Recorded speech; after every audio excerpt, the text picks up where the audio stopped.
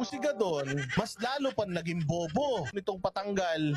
Si Senator Bato de la Rosa daw, sabi niya, ito ang sabi niya ha. Gusto daw niyang ipatanggal si Senator Bato de la Rosa, na nakiusap daw siya kay Mig Zubiri na tanggalin daw si Bato de la Rosa bilang chairperson at miyembro ng Senate Committee on Public Order and Dangerous Drugs. Sino ka ba, Gadon, para pakinggan ng Senate President?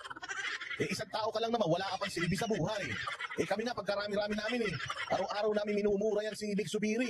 Hindi naman nakikinig yan. Tsaka ano bang paki mo? Poverty alleviation kang hinayupak ka. Iangat mo sa kahirapan ang mga Pilipino, putang ina mo.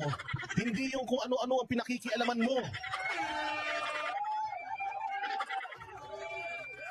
Hindi naman niya pinatatanggal sa Senado, pero pinatatanggal niya as committee chair ng Public Order and Dangerous Drugs.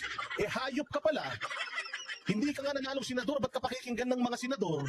Hindi ka nga ibinoto ng tao dahil ayaw sa'yo, tapos makikialam ka sa gobyerno, saan ka ba inilagay? Inilagay ka as, ano ba yan? Consultant? Kung ano man ang trabaho mo, pero ang trabaho mo is mag-isip ng paraan kung paano mo iaahon sa kahirapan ang mga Pilipino.